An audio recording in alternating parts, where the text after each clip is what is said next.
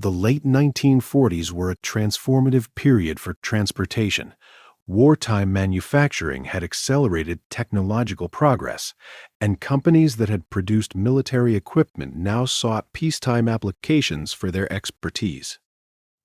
Freight demand surged as consumer goods flowed into markets and suburbs expanded rapidly. Cities became more congested, forcing truck designers to rethink vehicle size, maneuverability, and driver visibility. Traditional long-nosed trucks were powerful but inefficient in tight urban environments. They consumed valuable cargo length and made maneuvering difficult in loading docks and city streets. The industry began experimenting with cab-over-engine layouts, which placed the driver above the engine to shorten overall length while preserving cargo capacity. The cargo liner entered this environment as a forward-thinking solution to post-war freight challenges. The cargo liner was developed by the California-based Fageol Motors Company, a firm known for innovation in buses and heavy-duty trucks. Founded by brothers Frank and William Fageol, the company had built a reputation for rugged engineering and progressive thinking in commercial transport. Their earlier buses had pioneered structural integration and ride comfort, and the company carried this same mindset into its truck designs. By 1948, Fageol recognized that the future of freight would depend on efficiency, not just horsepower.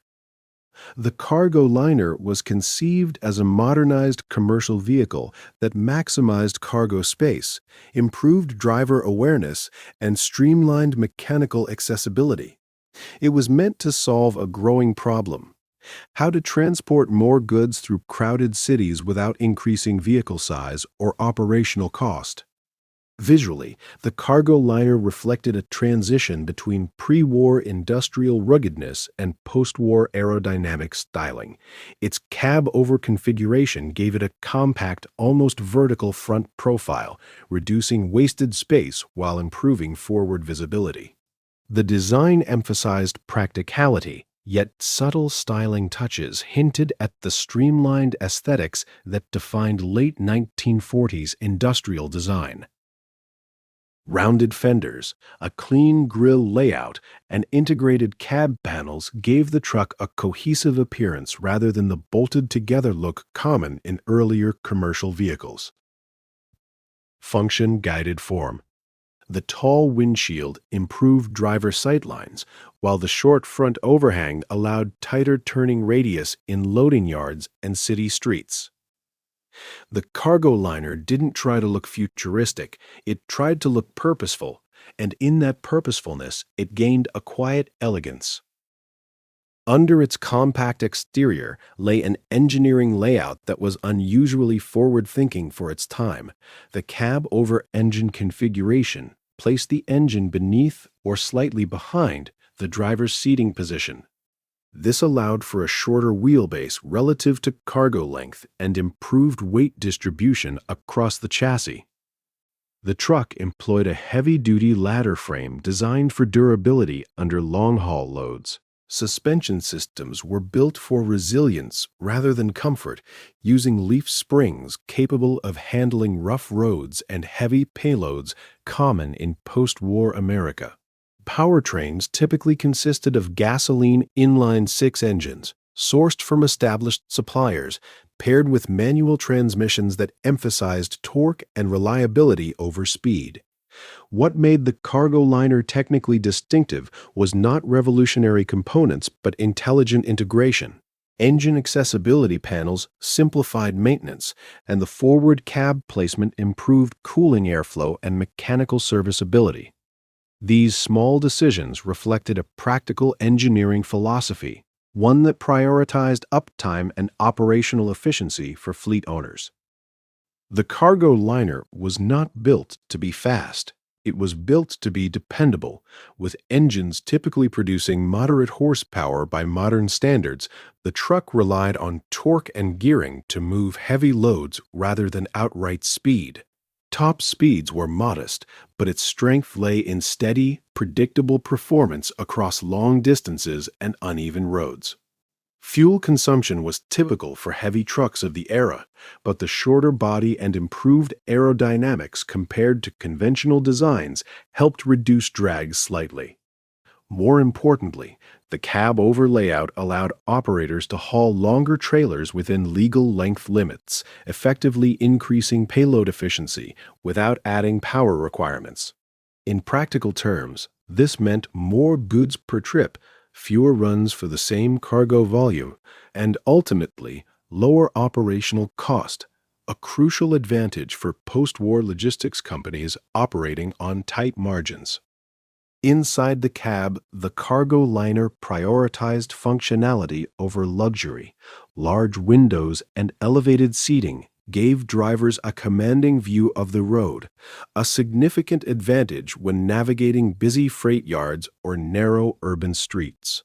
Instrumentation was straightforward and easy to read, with mechanical gauges providing essential data without distraction.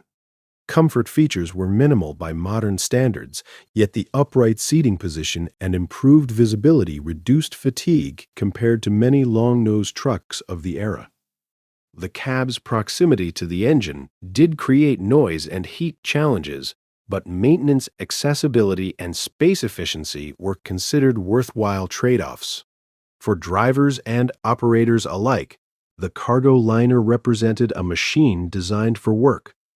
Every surface, lever, and control existed for practical reasons, reinforcing the truck's identity as a tool rather than a luxury vehicle.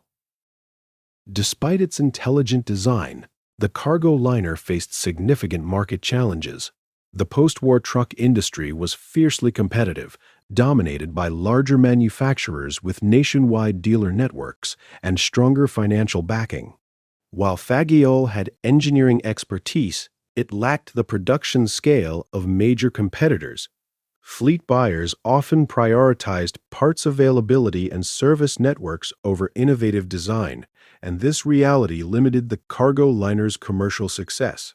Additionally, the cab-over concept, though practical, was still unfamiliar to many operators accustomed to conventional layouts. Change in the trucking world often came slowly, especially when reliability and serviceability were paramount concerns. As a result, the cargo liner never achieved mass market dominance. It remained a respected but niche vehicle, appreciated by those who recognized its efficiency but overshadowed by larger brands with broader reach. Though it did not transform the industry overnight, the cargo liner represented an important step in the evolution of American truck design. Its embrace of cab-over efficiency foreshadowed trends that would later become standard in urban freight transport and international trucking markets.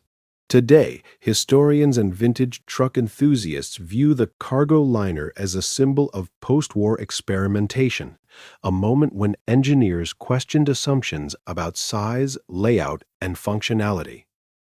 It reminds us that innovation does not always mean radical invention. Sometimes it means rethinking how existing components are arranged.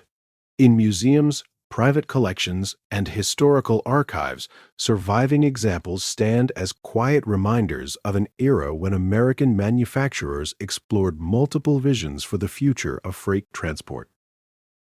The 1948 Fageol Cargo Liner was more than a truck. It was a reflection of a nation rebuilding, expanding, and reimagining its infrastructure. It embodied the post-war belief that efficiency and intelligent design could solve the challenges of modern industry. Though it never became a household name, its ideas helped shape the evolution of commercial vehicles and influenced the way engineers thought about space, visibility, and practicality. Vehicles like the cargo liner show us that automotive history is not only written by the most famous machines, but also by the thoughtful, innovative designs that quietly pushed the industry forward.